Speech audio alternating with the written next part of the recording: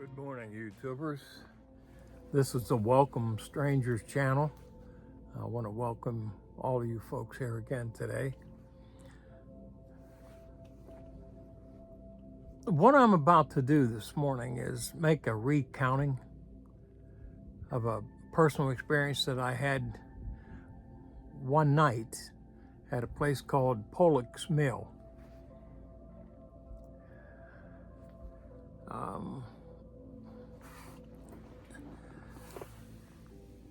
This place called Pollock'S Mill is on 10 Mile Creek in Greene County, Pennsylvania.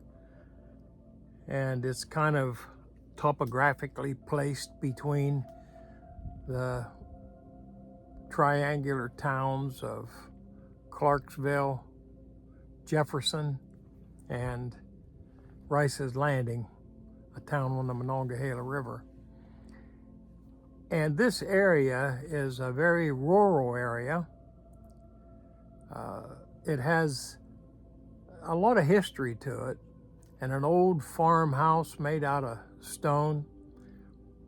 A really well-kept farmhouse, a nice place. And off to the right-hand side, as you look, the hills surrounding this curve in 10 Mile Creek, you can look to one hillside, see the trees come down, and they give way to a real nice yard with a stone house in it. And I didn't know this, but on the right-hand side of that house, right getting back close to the creek again, because it turned that way, the hill kind of came down on an angle, and I did not know it, but on the side of that hill was an old road. It didn't amount to anything more than like a ledge that was cut in the side of the hill. And I had an uncle that, well, he taught me a whole lot of stuff about the woods, and we went camping a lot.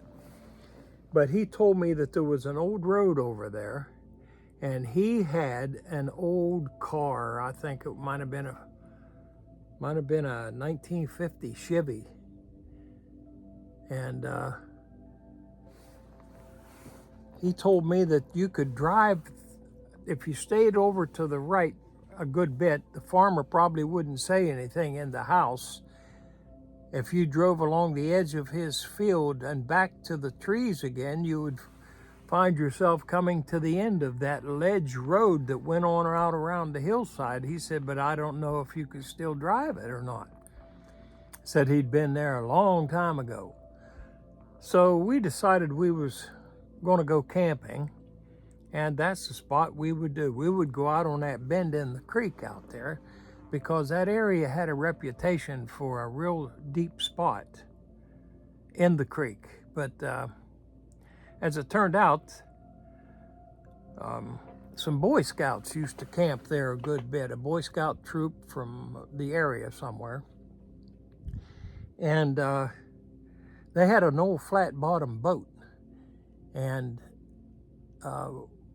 we didn't know if it was still there or not, but we thought we'd go out and find out. Well, on the other end of that road was an old wooden house, and we found that there was an elderly man, probably in his 80s, living there, and there was a relative, a young boy that was a helper that lived with him. I don't even know if he was in his teens yet. So we had an old man and a young boy living right where we were going to go camping. And when we drove out on that ledge road, I didn't even think the car would fit on it. It had to have the tire coming out over the edge in a place or two for maybe an inch or so. It was really a dangerous place to go, but we got committed to it, and we didn't want to back up. We wanted to get to the other end and hope we found a place out there to turn around and come back, you know, the right way instead of trying to back up. So anyway, this is all absolutely true. This happened. What I'm going to tell you here, the whole the whole recollection. Well, we got out there. I can't even remember the old man's name or the boy's name, but we talked to them. And they told us and showed us a place right there where we could turn around to get headed in the right direction when we were ready to leave. And they had a pump out in the yard. They said we were welcome to get all the water that we wanted, just a hand pump, you know, the old-fashioned kind. So we did. We parked the car, we met the boys, and this story starts out with us camping there.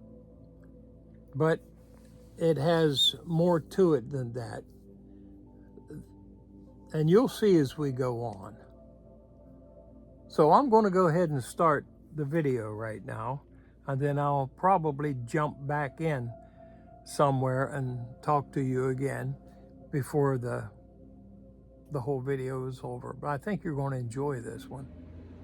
Thanks for dropping by.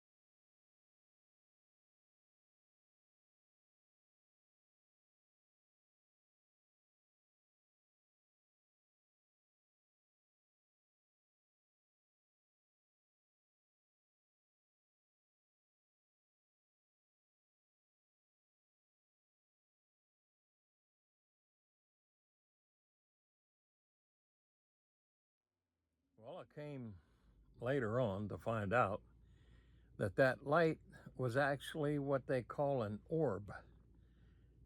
I watched that thing lift up off of that rock, float up over the bank to the railroad track, and then started following me as I was walking up the track. It was coming also.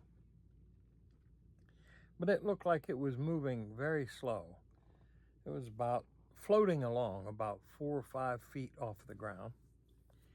And about every 5 minutes or so, I would turn around as I was walking and look back, and there it was, still there, coming.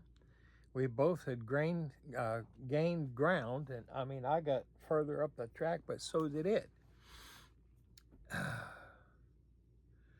So I checked on it once in a while, and it was still floating there, coming along. But what I can't show you on this video like this is how dark it was. It was getting darker and darker, no moon in the sky, no outside light of any kind. And I knew that the car had been parked about 1/3 of a mile away, and I had been walking, stepping out kind of quickly for a good while now. And it was just getting darker and darker, and I knew I wasn't going to make it to the car before it got absolutely dark, and I didn't. It was so dark, I was looking, trying to see where my car was, and I couldn't see anything. I couldn't even tell where the gravel alongside the railroad track was at, unless I purposefully started off to one side, and then I would come to the gravel and feel that I was going down over, so I'd get back up on the track. Anyway, I just wanted you to know that I couldn't make a video that was absolutely black. You wouldn't see anything, the track or anything. The orb, you could see it. And it wasn't a brilliant light. It was just a glowing green light. And old timers that I heard talk about it when I was a kid growing up would see these things in the woods. They called them jack-o'-lanterns, or the will of the wisp. But I've learned now lately that they're more recognized now as an orb. Indication of the presence of energy. And just to tell you, I've gone a little further in studying this thing, and it's not just energy, but it is sentient energy, which, using another term to describe sentient energy, is living consciousness, or you might call it spirit. One of the writers of the Bible, now it was either James or Peter, I can't remember who, but he said that a body without a spirit is dead. Now, I just want to take this opportunity to tell you something. That we're made up of basically two components. This physical body right here, which wears out and is matter, and it's going to die. And Solomon says that when it does that, we're going to be separated. That's us, our mind, our energy, is going to be separated from the body. Well, it was either James or Peter that said the body without a spirit is dead. So that's another way of telling us that spirit is the life energy of this physical organism. And Solomon said, yeah, when the body dies, it goes back to the earth, the atom bank, where everything that we see around us, all of nature, comes from out of the atom bank by the instructions placed there through seeds and eggs and such. But, he says, when you die, your spirit goes back to God who gave it. And it is energy. It's not matter. Well, what does science tell us about energy?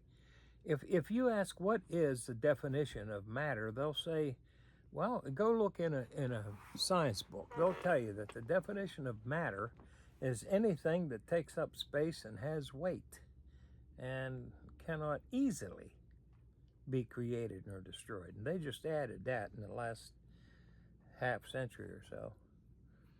Okay, what is energy then? If matter is anything that has weight and takes up space, what's energy? What's a important thing to know about energy? Well, energy can neither be created nor destroyed. Now, Peter or James said, a body without a spirit is dead. Therefore, it is energy. Spirit is energy. So when you see an orb floating toward you in the dark, and you're a person having read these definitions and see these things later in life, you say, wow, I wonder what that really was following me up the railroad track. It did seem to have a certain kind of a presence. I mean, listen, it followed me, and I couldn't tell I was getting near the car. It got so darn dark out that night. I put my hand out and was feeling, I said, I got to be near the car. And I must have gone another 20 or 30 yards before I banged my hand into the back end of the Ford. But it won't look like that on these videos, because I would have to just show you something black. And anyway, when I hit the Ford, I knew I was there. I made it. But the last time that I checked on the orb, it was about 200 yards down the track. I had made good time up there in the dark. And when I reached out and banged my hand, oh, I slid up along the car, got the keys out of my pocket and unlocked the door and turned around and looked. And when I turned around and looked, that orb that just seconds ago was 200 yards back down the track was just about 8 or 10 feet away from me and about eye level. And I thought it was going to do something or say something. And it just hovered there and then rose up to about 7 feet, stopped, and went out. And I immediately had goosebumps all over my arms. I felt like I was in the presence of something else that was conscious like I was. Anyway, I got in the car and I got the heck out of there. I thought about it all the way home. What was that? What the heck did I just experience? And listen, friends, this is not the only time that I had an experience with these orbs. Another time came almost a lifetime later. I mean, by this time I had been, I got married. Viv and I had several children, and I was out coon hunting with a friend of mine and my Airedale dog. But I'm going to make that into another video, because I'm trying my best not to make them really long. So I'm going to go back to the video now, after having just explained to you how I got back to the Ford. And I'll catch you on the next one after this one's over.